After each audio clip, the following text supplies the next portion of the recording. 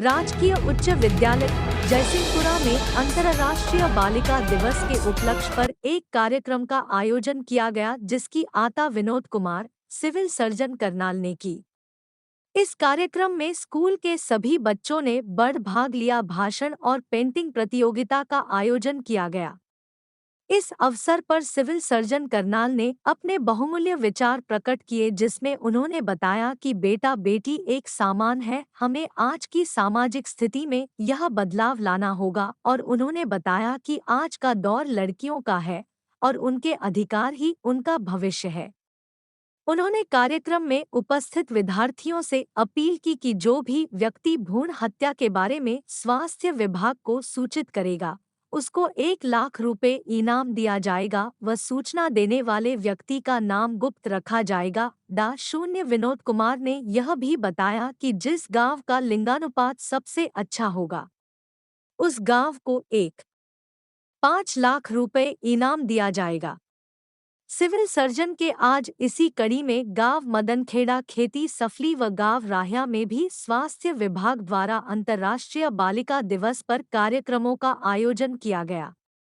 इस कार्यक्रम में वरिष्ठ चिकित्सा अधिकारी असंध शून्य सुरवे सिंह ने भी भ्रूण हत्या, दहेज प्रथा, बेटी पढ़ाओ बेटी बचाओ आदि विषय पर बच्चों को विस्तारपूर्वक जानकारी दी व सिविल सर्जन करनाल व स्कूल प्रबंधन का आभार व्यक्त किया।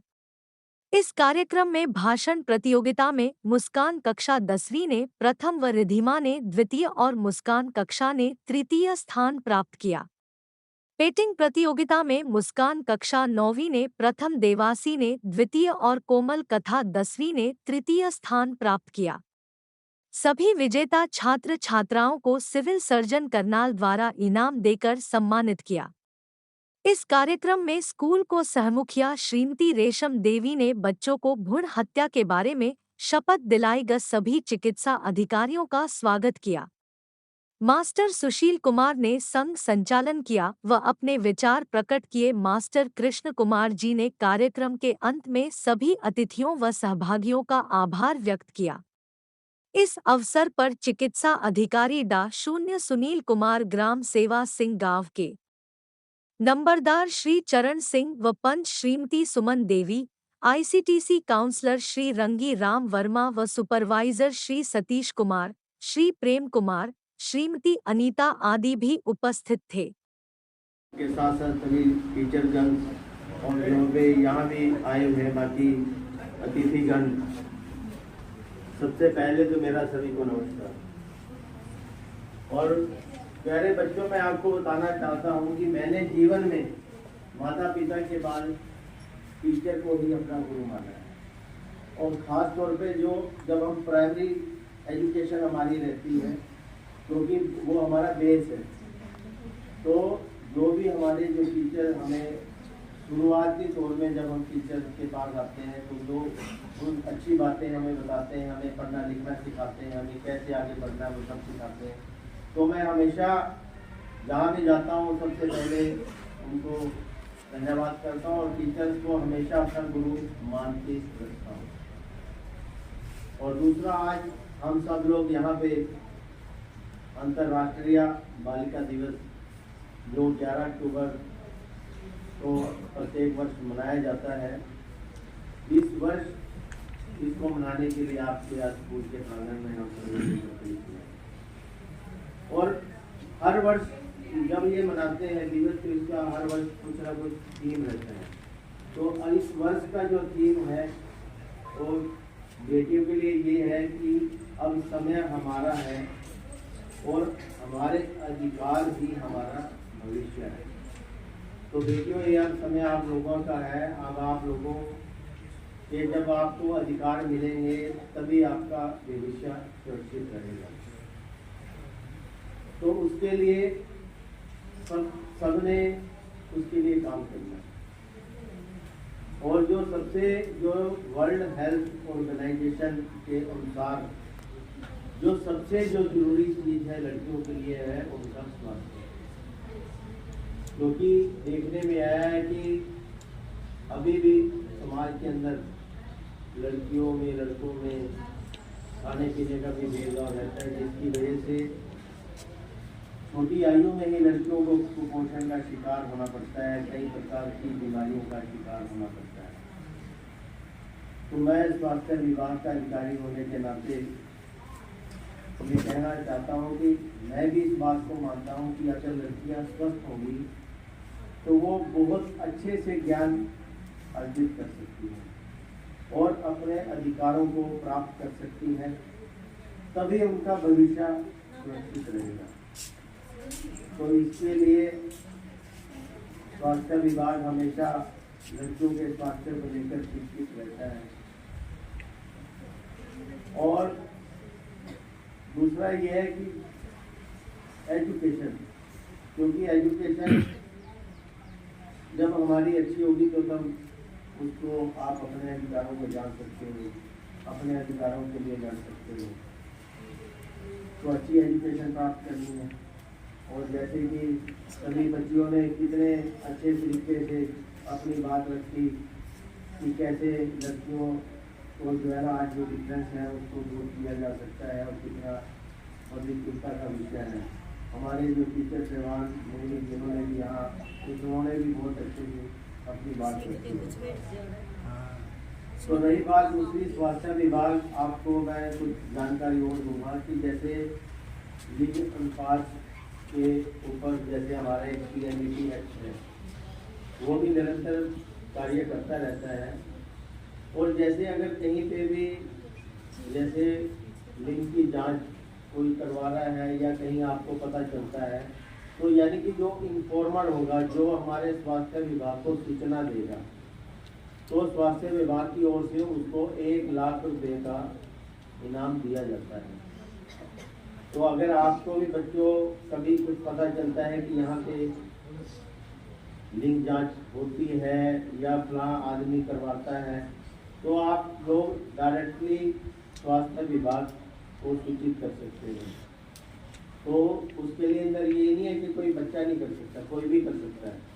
तो उसके लिए 1 लाख रुपए का इनाम दिया जाता है। और दूसरा, सेक्स रेशो को लेकर हमारा विभाग निरंतर अवलोकन करता रहता है। तो जो हम हर साल बेस्ट विलेजेस चुनते हैं, बेस्ट जो विलेजेस जिसकी जो लिंग अनुपात सबसे बेहतरीन रहता है, जैसे 2022 में गांव उपलाना बेस्ट था, तो इस तरह के गांव के लिए भी 1.5 लाख रुपए की राशि उस गांव को प्रदान की जाती है। तो सरकारें निरंतर कार्य कर रही हैं। सरकारों के साथ साथ सभी समाज के लोगों को, सभी को इसके आगे आना पड़ेगा सबको, तभी ये जो मजबूरी आज कुरीति फैली हुई है समाज के अंदर उसको दूर किया जा सकता है। और मेरे को बड़ी खुशी होती है कि जब लड़की आगे निकलती हैं। आज देखो लड़कियां, जैसा बताया कि आज कहां से कहां पहुंची हुई है, चाहे सर्वोच्च कोर्ट कोई भी हो, आज लड़कियां हर क्षेत्र में आगे से आगे हैं। और जब जैसे कि अभी टीचर साहब ने भी बताया कि एक लड़की जो होती है जब वो आगे बढ़ती है तो 2 परिवारों का एक तरह से उसको आगे बढ़ाने में काम करती है। तो मुझे आशा है कि सब बच्चे अच्छी पढ़ाई करेंगे और अपने जहाँ भी आप अपने माता पिता को, अपने बहन भाई को भी इन बातों के बारे में बताएंगे। तो जब लड़की की कभी बात आती है तो मैं, चलो ये तो एक विषय की बात होगी, अब थोड़ा हम क्या होता है कि मैं भी एक लड़की के ऊपर मैंने छोटा सा एक गीत है मेरे पास, तो अगर आप कहो तो मैं आपको सुना सकता हूँ।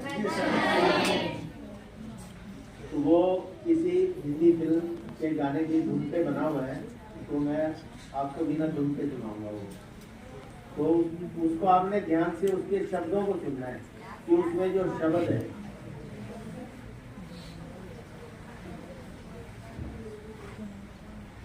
जिनकी है बेटियां वो ये कहते हैं, परियों के दे बेटियां वो ये कहते हैं,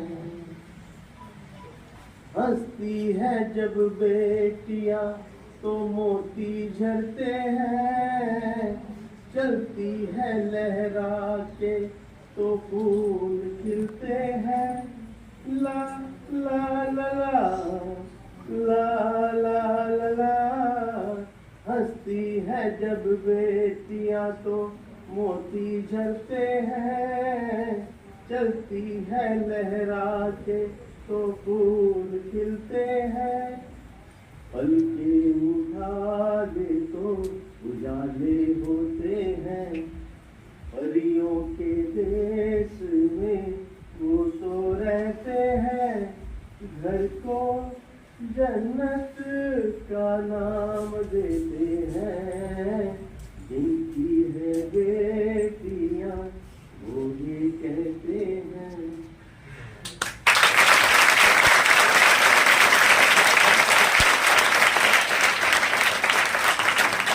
बहुत अच्छा सर है। देखो भाई सर अनेक शिक्षा अधिकारी होने के साथ सर कितने अच्छे गायक भी हैं। एक बार और तालियां बजाएं। कितनी बड़ी बड़ी बातें क्या बोलती है, बातें पंक्तियां सारी चार हैं लेकिन समझो तो कितनी बड़ी बड़ी बातें हैं। और हम सर का बहुत बहुत धन्यवाद करते हैं, कितने अच्छे अच्छे विचार के साथ हमारे स्कूल में आए। Thank you.